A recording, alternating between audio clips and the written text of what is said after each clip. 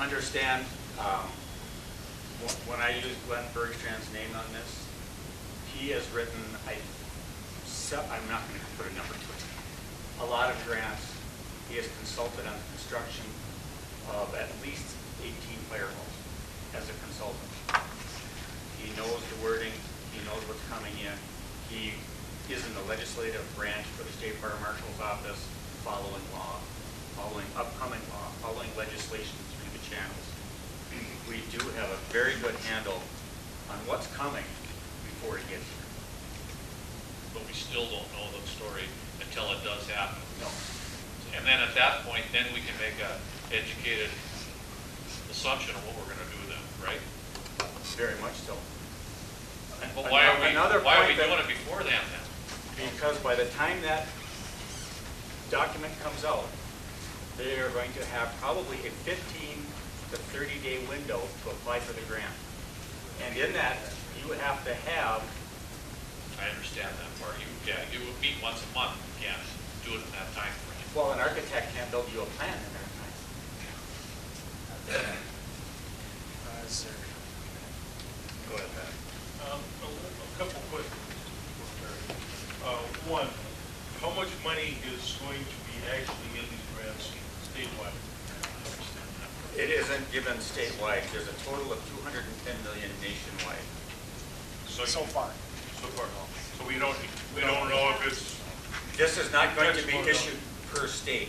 Okay. This is going to come down the same way as the Assistance to Firefighters Grant. This is what we believe now. When Assistance to Firefighters Grant goes in, it's electronically filed to Washington, D.C. It gets a first overview through a computer, and that's on the grant application. That's your basic statistical reporting. If you have any mistakes in there, it kicks it out. You are automatically not eligible for the grant. From there, it goes into the narrative reading. There's a first narrative reading. 50% of those don't make it because they didn't like the narrative. If they like the narrative, it goes to the next step. And on and on and on until they narrow it down to the number of departments that are going to use up the total funding available. This is basically for Noel. And the reason I'm asking this question is because of what Mark had said about some of these departments have plans that are not ready. If we, well, apparently we already negotiated with the Stanius and we're on the hook for the $66,000 right now. That is correct. But 2 years from now, say the grant money doesn't come through, but another grant opportunity opens up 2 years from now, and there are different specifications. Or is it going to cost us more, or is this $66,000 going to cover any revisions that may come up in the future?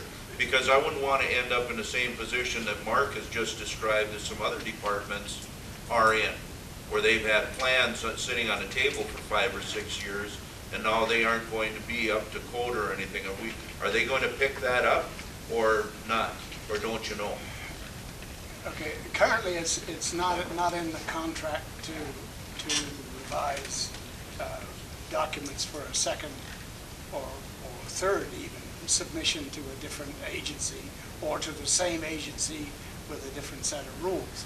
But it's reasonable, I think, if you have a total design that meets one set of federal specifications which are current, and 2 years from now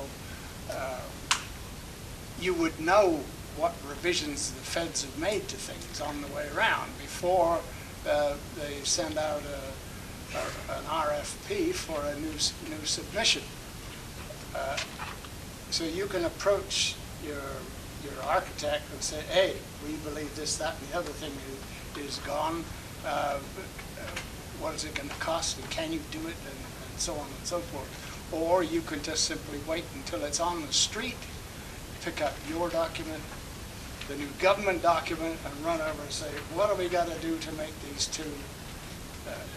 It would be a small sum. I mean, the 66 is a small sum compared to. Maybe in your estimation, not mine. Whoa, wait a minute. Perhaps if you want to see large sums, go get Johnson Controls out here, so let them do it. Yeah, really. Then you'll see large sums.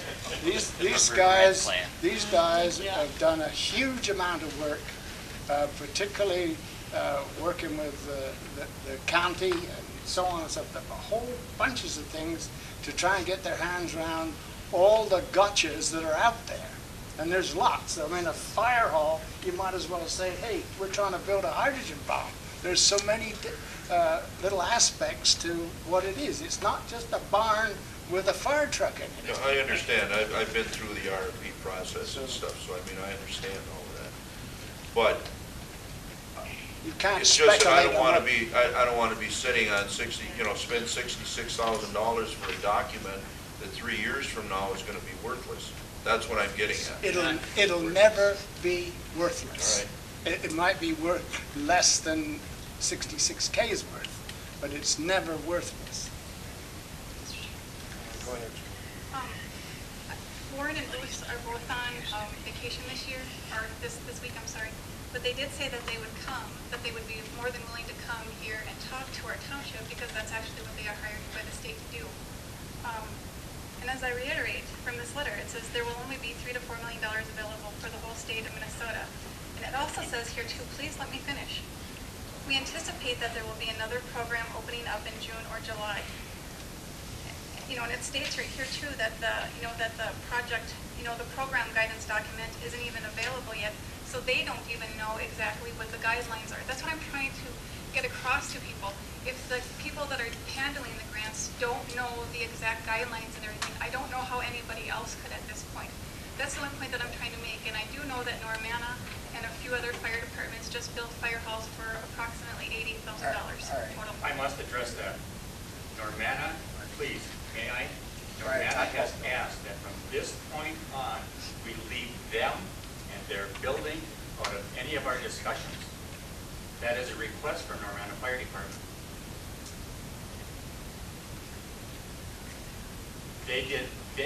And I will state what he told me. We built a storage building.